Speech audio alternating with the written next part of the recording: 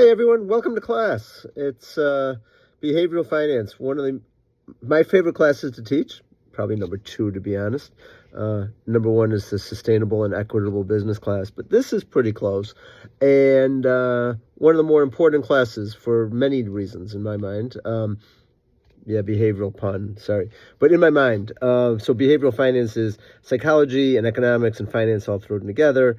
And in a world where we are seeing so much stress on so many people and people not dealing well with it, and everything from voting for authoritarians because we want to know the answer when there probably is no single answer, to breaking polarization where we have red and blue or left and right, and however you want to put it, the Greens and Labor and Tory, like all of it, wherever you are, we're seeing this globally.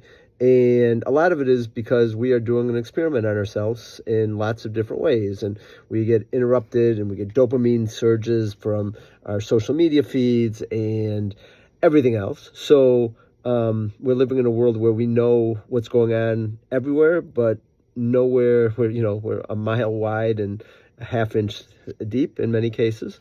And so behavioral finance is just everywhere we look, whether it's the Bills firing their coach because they lost a single game and we have to do something, or whether it's, whatever. Everywhere we look, we see what studies you believe. We see, the internet and tech companies making it so that we can live in our own little bubble and not see things outside of it. So, confirmation bias.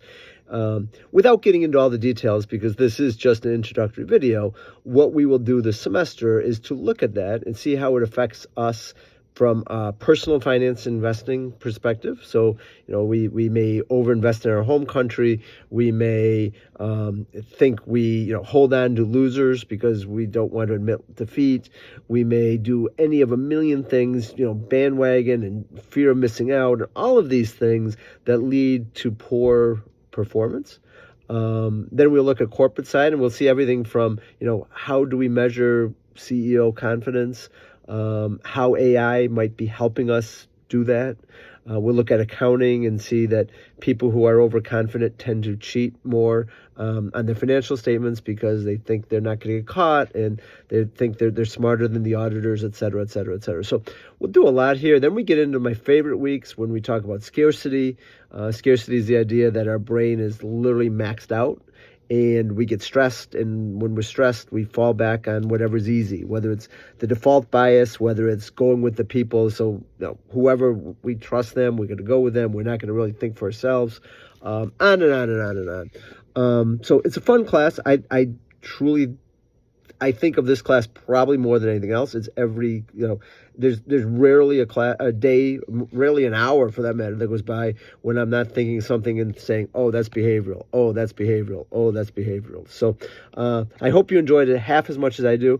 There's a lot of new information coming out. So please, please, please check the spreadsheets, the Google Sheets that I've linked as well. I'll put them in this, with the introductory letter to our email to everyone. So, just welcome to class. Hope everyone is good.